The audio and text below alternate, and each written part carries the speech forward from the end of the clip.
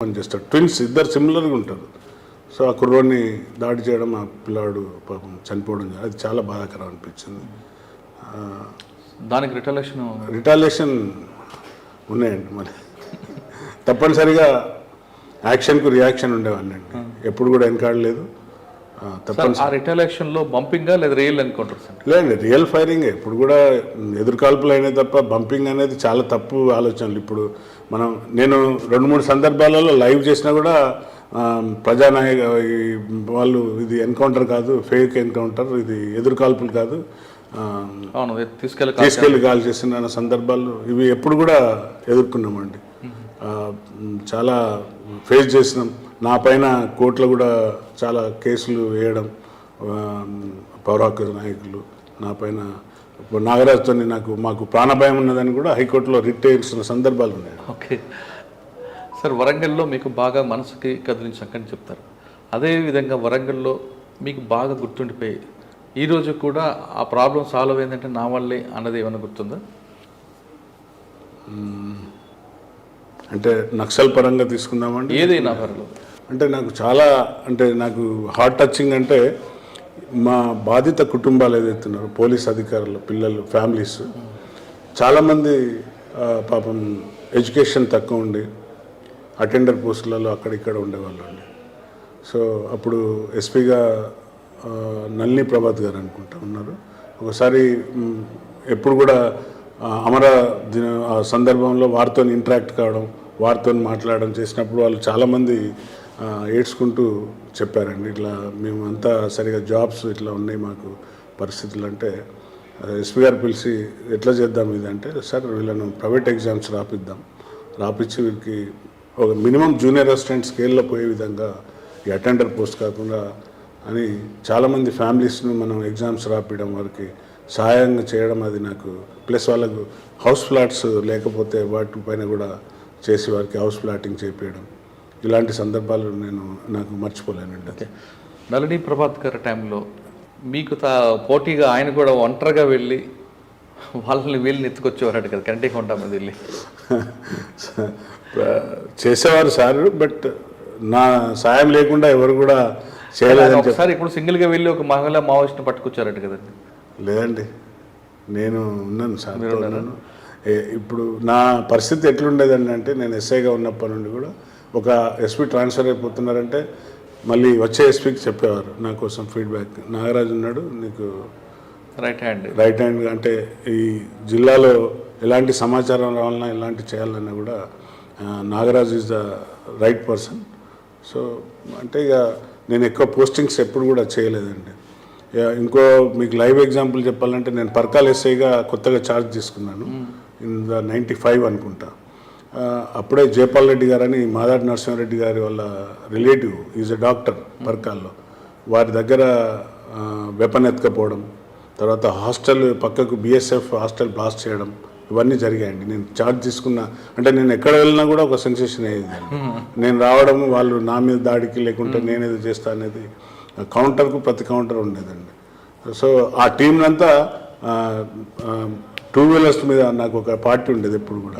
నేను ఎప్పుడు కూడా 2 వీలర్ వెళ్ళారంటే, బయటకు వెళ్తున్నాడంటే ప్రెస్ వాళ్ళంతా నా వెనకాల ఏదో జరుగుతుంది వాళ్ళ అనే విధంగా ఉండేవాళ్ళండి.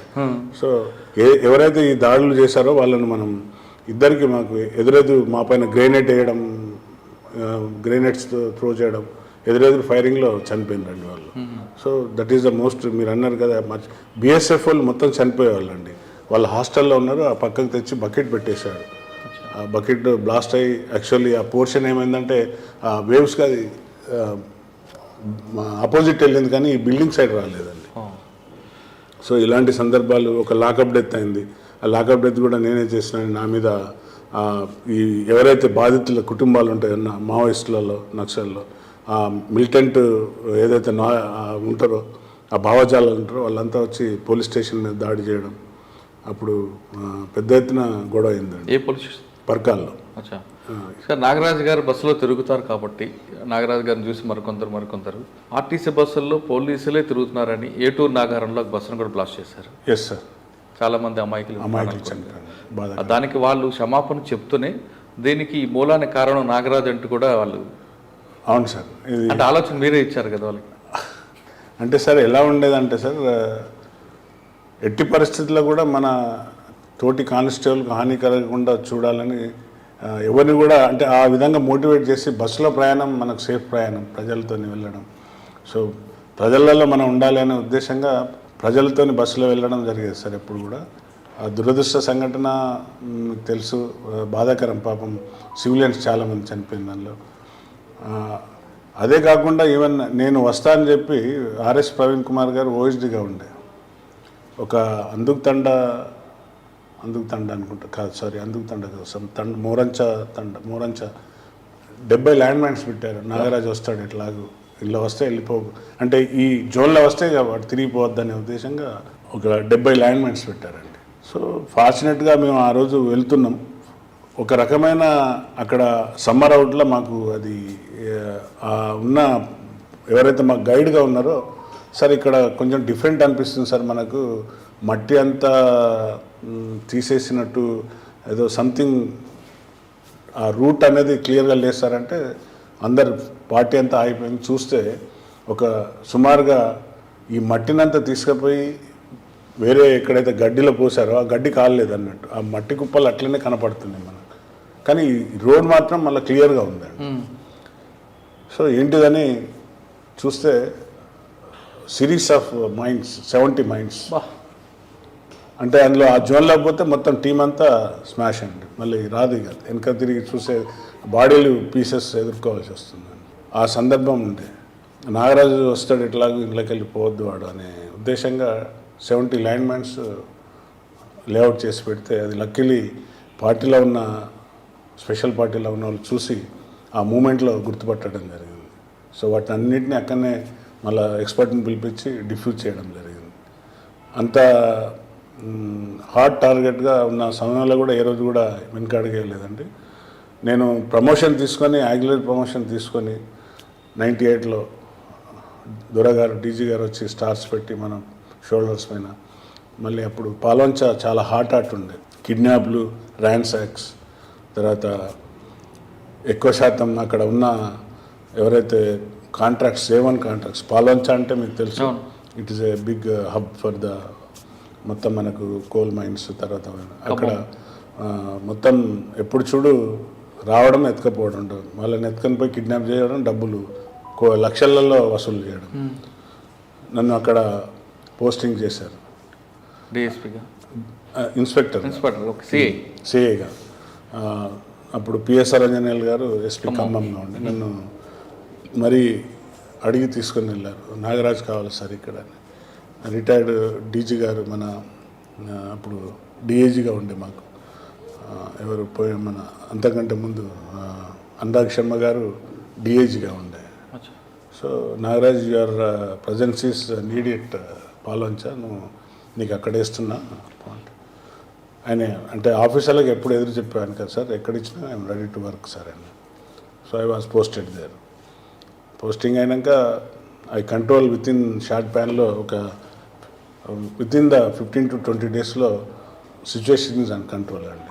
సీఎం గారు కూడా అప్పుడు ఉమ్మడి ఆంధ్రప్రదేశ్ సీఎం గారు ఉండే, వారు పర్సనల్లీ అప్రిషియేటెడ్. అంటే పాల్వంచలో ఇష్యూలు సార్ట్అవుట్ చేయడంలో నాగరాజు గారి రోల్ ఉంది. అంటే ఇక్కడ 2 ఇష్యూస్ కనిపిస్తున్నాయండి అప్పట్లో.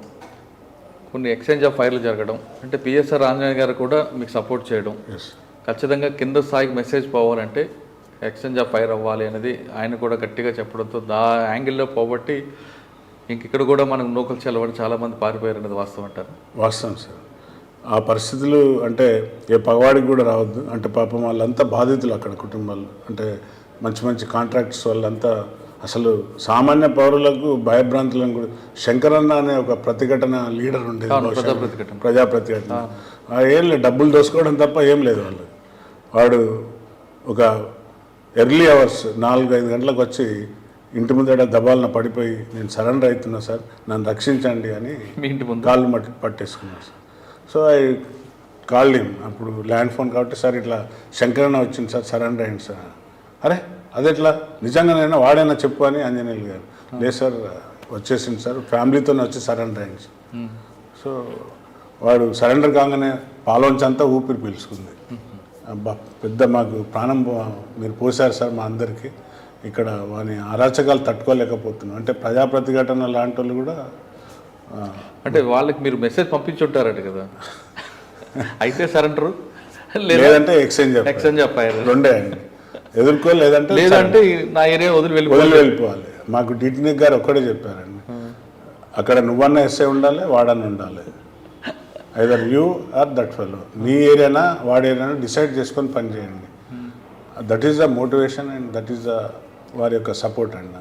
అంటే అప్పుడు ఆఫీసర్స్ సిచ్యువేషన్ అలా ఉండేది, డిమాండ్ చేసేది. ఎస్ సార్, ఆఫీసర్ సపోర్ట్ కూడా అదే అలా విధంగా. సార్ మీకు డిటి నాయక్ గారు, సురేంద్ర బాబు గారు, నల్లి ప్రభాత్, పిఎస్ఆర్ ఆంజనేయులు గారు ఒక లెజెండ్స్తో మీరు జర్నీ చేశారు. Yes sir. ఈ లెజెండ్స్లో మీకు బాగా మనసుకు హత్తుకుపోయిన ఆఫీసర్ ఎవరండి? అంటే గురువు అయితే డిటి నాయక్ గారు అండి. సవంగ్ గారు లాంటి వారితో కూడా చేసినాను వరంగల్లో ఎస్పీగా. ఏమన్నా అయిందంటే నాగరాజ్ అని ఫోన్ చేసేవారు వారు కూడా. కానీ నాగరాజ్ క్యావగా అంటే ఏమైంది, తొందరగా దీనికి రిజల్ట్ కావాలన్నారు. అంటే వారితో కూడా చేయడం జరిగింది సార్. ఇక ఈ అన్నిటికంటే చాలా అంటే ఏబి వెంకటేశ్వరరావు గారు ఎస్పీగా వచ్చాక చాలా మార్పులు వచ్చాయండి. అంటే is a man such a, అంటే అతను 24/7 ఎప్పుడు కూడా ఎట్లా హౌ టు కంట్రోల్. మనం ఎంతసేపు గ్రౌండ్స్ మీద ఆధారపడుతున్నాం, ఈ గ్రౌండ్స్ కాకుండా మనం చేయాలి, మనం చేయగలిగే స్తోమత తెచ్చుకొని మనం ట్రైనింగ్ అయి ఉండాలి అనే విధంగా వారు స్పెషల్ పార్టీలు అంటే అప్పుడు దళంలో 16 మంది ఉంటే 16 మంది అధికారులను, అంటే ఒక 2 ఎస్ఐలు, 11 మంది 12 మంది కానిస్టేబుల్ ఆఫీసర్ అందరిని పెట్టి ఒక దళానికి కౌంటర్ దళంగా తయారు చేసిందండి. ఆ డిస్ట్రిక్ట్ గార్డ్స్ ఇవాళ సక్సెస్ఫుల్గా అన్ని జిల్లాలలో వారు పెట్టిన ఇనిషియేషన్ అండి. ఏబి వెంకటేశ్వర గారు వారితో చేయడం చాలా గ్రేట్ అండి. సార్ మీరు గౌతమ్ స్వామి గారితో పనిచేస్తున్నప్పుడు కిందకుంటే ఎన్కౌంటర్ అని చెప్పండి. యా, అది బ్యూటిఫుల్ ఎన్కౌంటర్ అండి. అది ఎక్స్చేంజ్ ఆఫ్ ఫైర్. అది చాలా తక్కువ సమయంలో కాదు, చాలా ప్లాంట్గా జరిగింది. ఎందుకంటే ఆ కొండ మీదకి వెళ్ళి కొట్టి ఆ గుట్టలో దాక్కునే వాళ్ళు, కానీ అందులో ఒకరిని కూడా మీరు కాపాడినట్టున్నారు కదా. అక్కడ ఇంజూర్డ్ అయితే కాపాడాం సార్, కాపాడి తీసుకొని వచ్చినాం. మళ్ళీ సేఫ్గా మళ్ళీ వారి ఫ్యామిలీకి అప్పచెప్పడం జరిగింది సార్.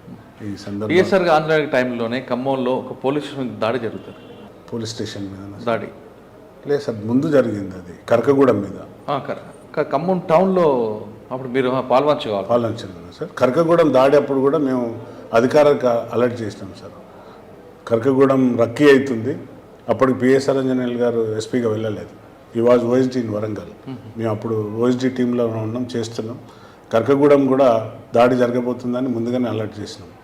బట్ దురదృష్టకరం అక్కడ 16-17